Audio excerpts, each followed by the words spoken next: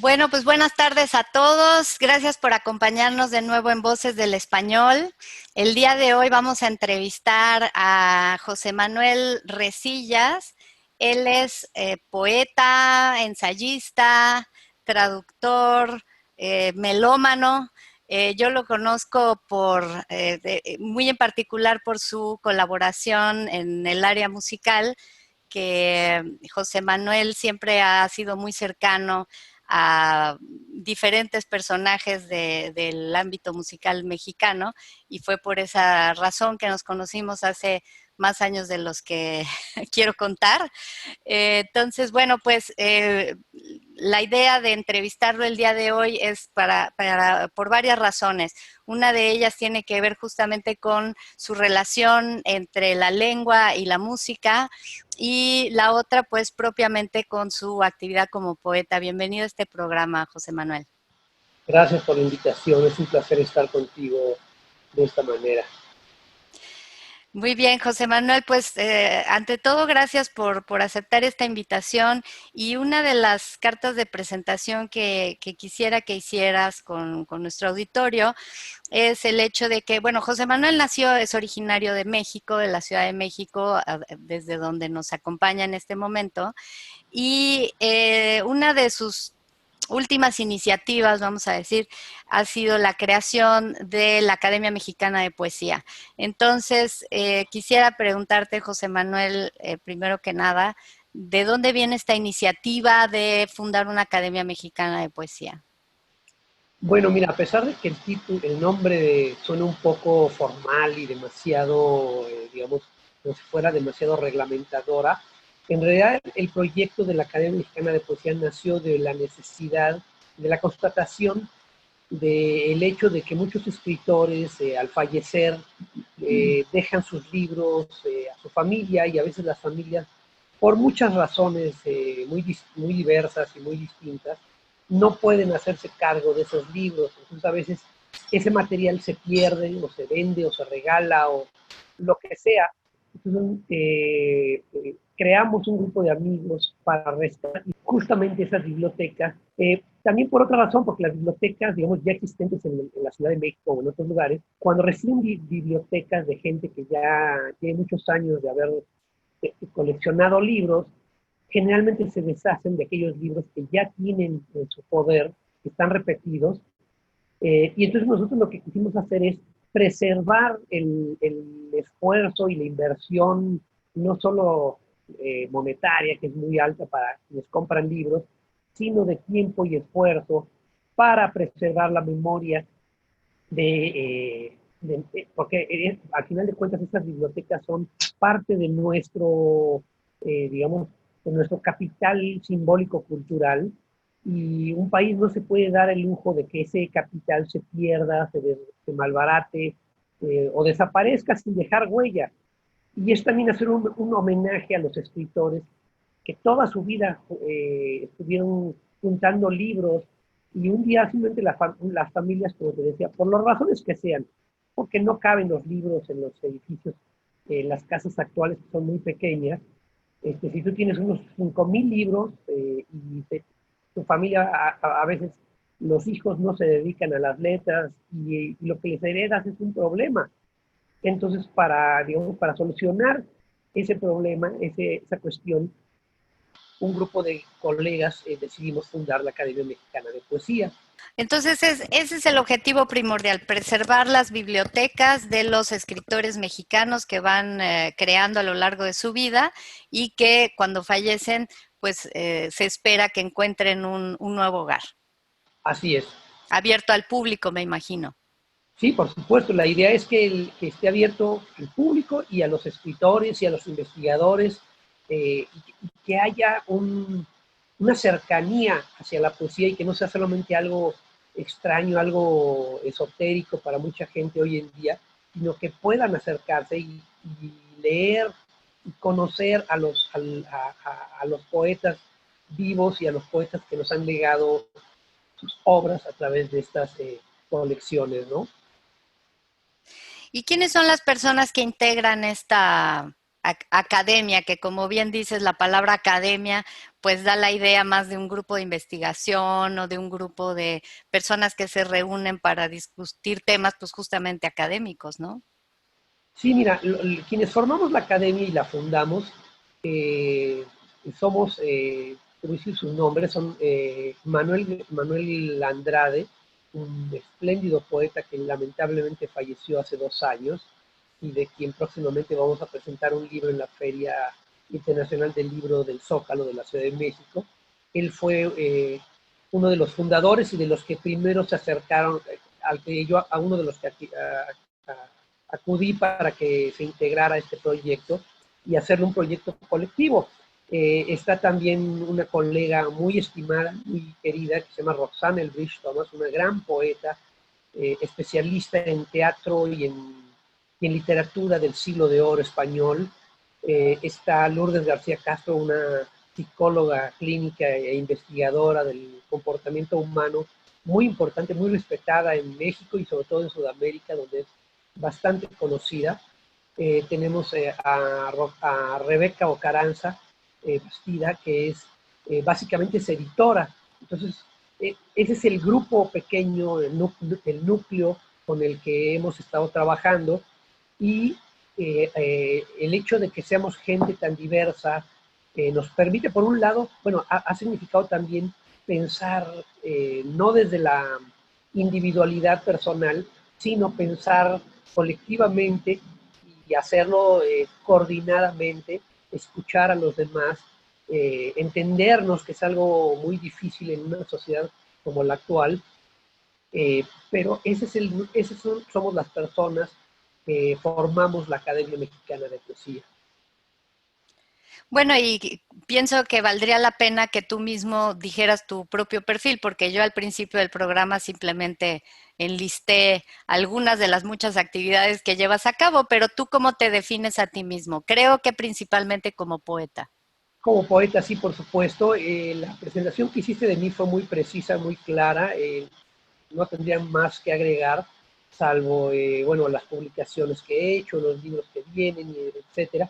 Pero la presentación que tú hiciste fue muy clara, me gustó mucho porque es muy concreta y bueno, como dices, nos conocemos desde hace más tiempo del que valdría la pena hacer público, ¿no?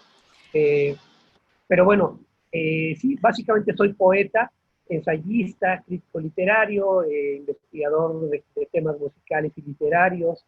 Y me Eh, gustaría destacar también, porque hemos hecho aquí algunos programas en Voces del Español con el tema de la traducción y me gustaría aquí rescatar también tu labor como traductor de ciertos escritores, poetas del expresionismo alemán, ¿cierto? sí, así es, he traducido a poetas del expresionismo alemán, a Gottfried Benn, a Georg Trakl, a Georg Heim, que son poetas de principios del siglo XX, pero también he traducido algunas cosas del inglés y del italiano para revistas y suplementos literarios. Entonces, para mí la traducción es una labor adicional a la creación, que tiene además una gran ventaja cuando uno tiene, por los motivos que sea, un bloqueo creativo o lo que sea, la traducción te ayuda a enriquecer el campo de, digamos, el campo de conocimiento que uno tiene. Creo que saber varias lenguas y poder hacer la traducción de una a otra y viceversa es una de las actividades más enriquecedoras que te permiten entender tu propia lengua, la que tú hablas, de una manera mucho más dinámica, más fluida, y te permite también enriquecerla con con aquellas formas muy específicas de las lenguas que vienen de fuera y entender la gramática, las construcciones y saber reconocer lo que hay de préstamo de una lengua a otra. No existen lenguas puras, eso hay que decirlo. Siempre hay enriquecimientos, siempre hay incluso terminología nueva que a alguna gente a veces le causa problemas cuando de repente surge una nueva palabra o un nuevo término para pero las palabras también representan, son la construcción en palabras de algo que es una realidad tangible. Entonces, para nuevas realidades se requieren nuevas palabras. No, sin duda me conecto mucho con lo que estás comentando de poder conocer tu propia lengua y también tu propia cultura a través de nutrirte de las miradas desde otras culturas y desde otras lenguas. En efecto, he aprendido mucho del español enseñando español a personas que vienen de diferentes partes del mundo. He aprendido sobre las variedades del español, porque mis estudiantes pues, han estado en cualquier parte del mundo hispanohablante que muchas veces yo no conozco y aprenden expresiones, aprenden formas de decir. Ellos me nutren de esto, pero sobre todo, bueno, la experiencia de estar fuera de México, como en esta ocasión desde Chicago, y poder mirar México desde aquí, te da una perspectiva muy distinta, nuevas cosas en qué pensar sobre lo que significa haber nacido en México, ser mexicano y sobre cómo se le ve, cómo son los estereotipos, al mismo tiempo cómo se le entiende y cómo no se le entiende, o las muchas maneras de entender, más bien vamos a decir, el México que cada quien nos ha tocado vivir, pero desde una perspectiva distinta, que creo que es como mirar desde lo alto de una montaña y poder ver el paisaje y poder ver a lo lejos dónde se ubica el lugar donde uno nació, ¿no? Sí, así es. Incluso a veces ocurre de una manera, incluso sin salir del país. Es decir, a mí me ocurrió cuando me fui a Jalapa y desde Jalapa veía yo la Ciudad de México y cambia tu perspectiva. Es decir, no tiene uno que irse siquiera al extranjero. A veces con irte a Morelia o a Sinaloa o a algún lugar así, eh, el hablado, la forma en que habla y se expresa la gente de esas zonas, te obliga siempre a estar atento y hacer un ajuste respecto a lo que uno da por sentado. El estar siempre fijo en un mismo lugar a veces tiene el inconveniente de darnos una certeza a veces un poco falsa de cómo son las cosas y de pensar que porque estamos en ese lugar, esa es la verdad universal y que se debe aplicar a todas las demás regiones de tu país, ¿no? Sí, así es, José Manuel. Bueno, pues muchas gracias por esta primera introducción hacia una parte de, digamos, de lo que a ti te toca vivir del mundo de las letras en la Ciudad de México, en México en general.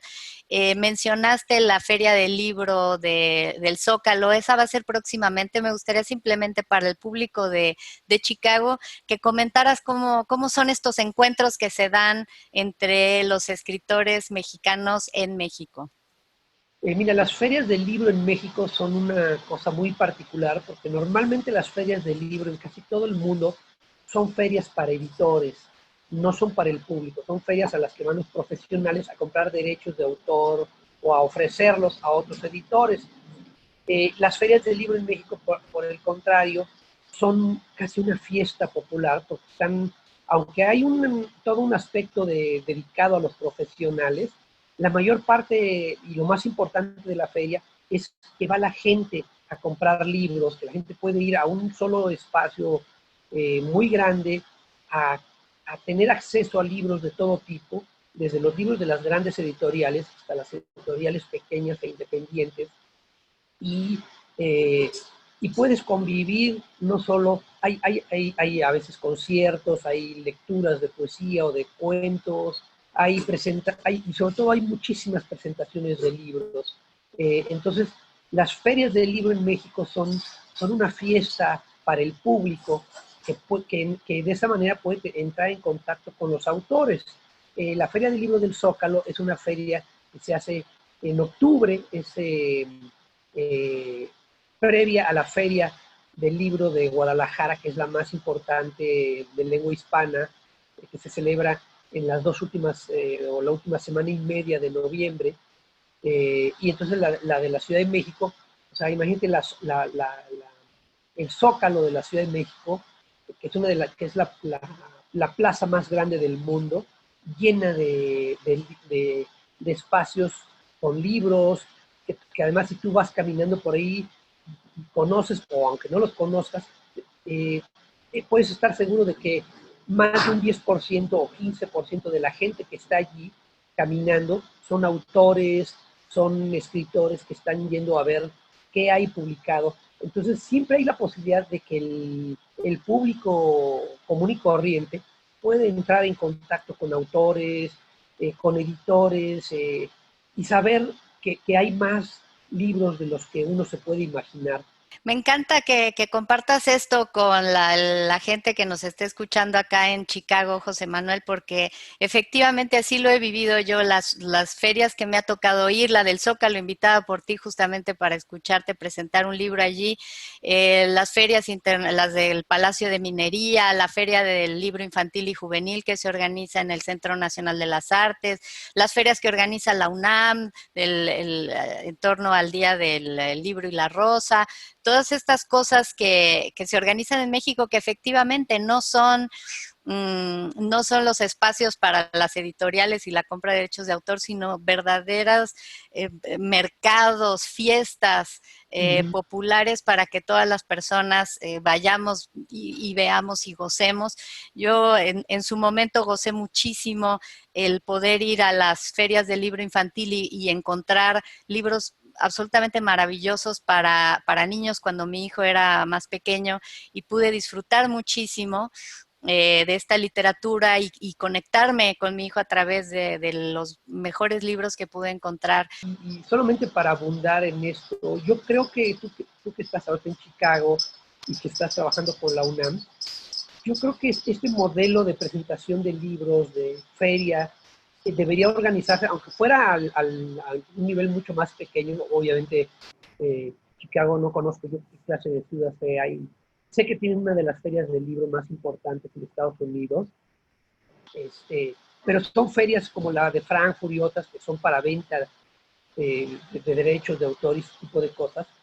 Pero yo creo que la UNAM, a través de ti, de las personas que están contigo ahí en Chicago, deberían replicar este modelo de feria de libros en Chicago, con autores, incluso con autores mexicanos que vayan a dar lecturas, que vayan a dar talleres, aunque fueran a un nivel más pequeño, pero para que el público que tú conoces en Chicago se dé cuenta de este otro aspecto festivo típicamente mexicano, en donde a veces eh, terminen otras cosas, pero digamos, este sentido de celebración y de fiesta que caracteriza las ferias del libro que hay en México, que sería una forma maravillosa de intercambio cultural entre dos países, de los cuales a veces, digamos, como tú dices, hay muchos estereotipos, pero no conocemos los detalles. Entonces creo que tal vez que la UNAM fuera la punta de lanza para empezar a hacer algo así. No sé si ya lo haga. Tengo noticia que en años pasados se han organizado ferias importantes de libro con el esfuerzo de mucha gente mexicana y norteamericana, esfuerzos compartidos para hacer ferias de libros en español, la feria de libros latinoamericanos, etcétera. Sí se ha hecho, pero tengo la impresión de que últimamente, o me han reportado que últimamente ha bajado esa actividad. Entonces, sí, gracias por recordárnoslo, sin duda que es parte de nuestra vocación en la UNAM, en nuestra misión. Dice que una de las tareas importantes nuestras es fomentar el entendimiento entre México y los Estados Unidos, ¿no? Entonces, esa es sin duda una de las formas de hacerlo. Quiero abordar con José Manuel uno de los temas que a mí personalmente me apasionan, porque mi primera carrera fue como músico antes de formarme como profesora de español. Y en el ámbito de la música tuve la oportunidad de interactuar con algunos compositores mexicanos y uno de ellos fue el que me presentó a José Manuel. Se trata de Javier Torres Maldonado, un compositor mexicano muy destacado que actualmente reside en Europa, pero que organiza año con año un festival de música contemporánea en México que es importante y ha tenido una cierta colaboración con José Manuel que ya nos comentará más adelante. Pero bueno, simplemente quería comentar que desde mi incursión en el mundo de la lengua española, pues en la parte de atrás de mi mente siempre está el tema de la música y siempre me ha interesado la relación que existe entre la música y el lenguaje. Bueno, la música es un lenguaje, ¿no? Y la lengua es otro tipo de lenguaje. Hay muchos lenguajes, ¿no? El lenguaje computacional, el lenguaje pictórico, el lenguaje poético, ¿no? Pero me ha interesado esta relación y me ha sido muy difícil compartir esta inquietud de comprender la música y la lengua en su relación como lenguajes. Hay muchas palabras que usamos para referirnos a la música que vienen de cómo analizamos el lenguaje. Por ejemplo, hablamos de frases musicales, hablamos de las pausas para respirar en la música, porque la música también tiene esta característica lineal como el lenguaje que tenemos que ir diciendo una palabra por una y entonces como una línea melódica que se va dando. Y bueno, esto viene ancestralmente. Sabemos perfecto que desde la época de los griegos se hablaba que la música y la poesía eran prácticamente una misma cosa, ¿no? Entonces, José Manuel, ¿nos podrías compartir cómo ha sido tu relación con la música desde la poesía? Bueno, mi relación con la música siempre se ha dado porque me interesa mucho. La poesía comparte muchas cosas con la música y básicamente, como alguna vez decía mi amigo el director de orquesta Miguel Salmón del Real, la música y la poesía se parecen en más cosas de las que pensamos. Una de las primeras es que ambas necesitan del silencio primero antes de que se puedan manifestar visiblemente al público.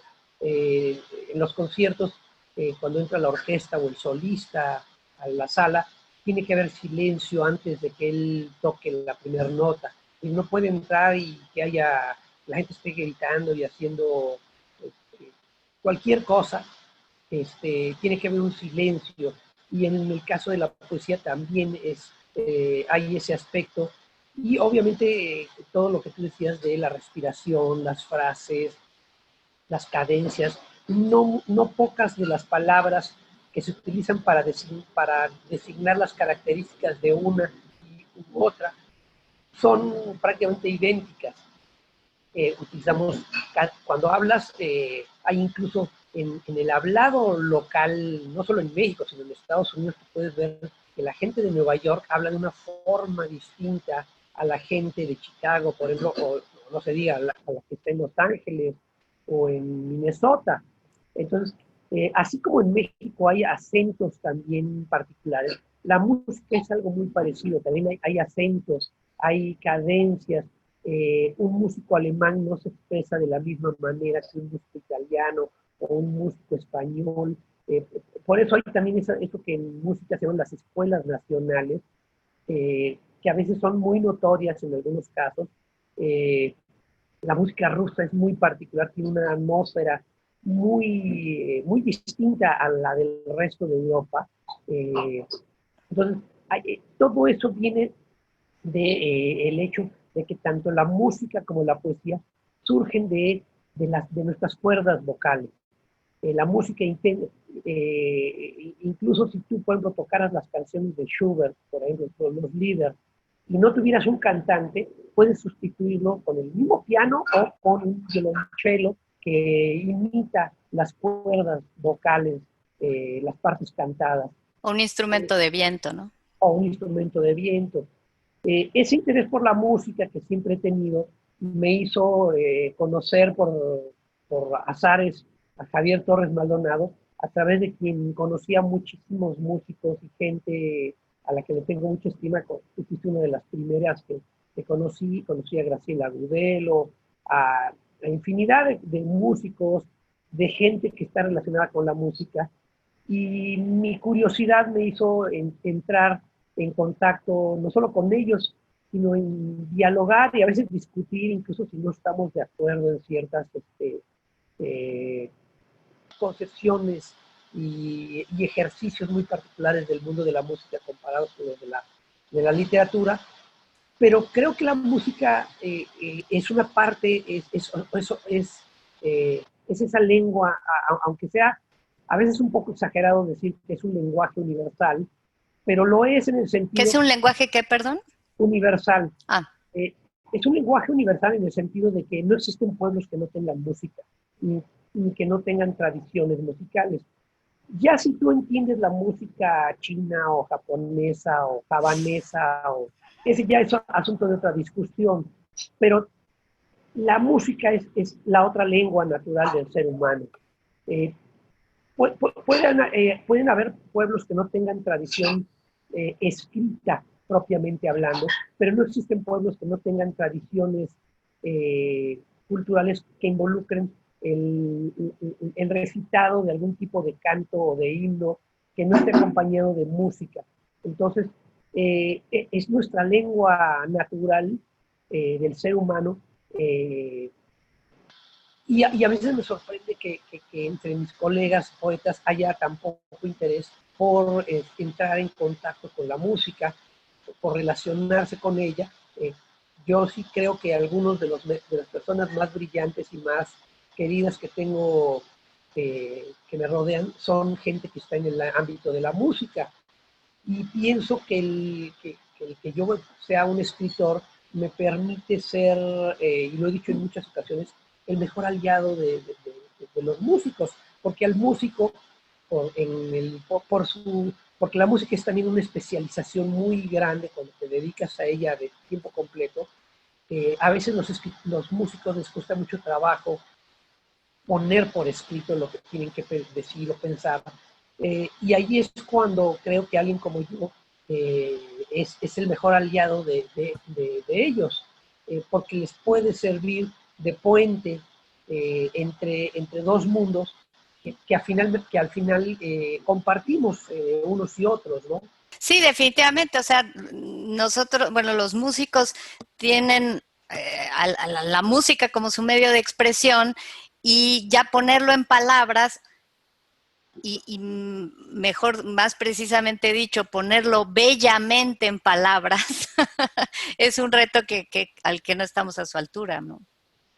Y bueno, digamos que por un lado está ese aspecto, digamos que podríamos llamarlo un poco externo, es decir, mi relación hacia afuera, pero por el otro lado está también un interés muy particular que siempre he tenido de hacer que esos aspectos externos estén manifiestos en mis poemas.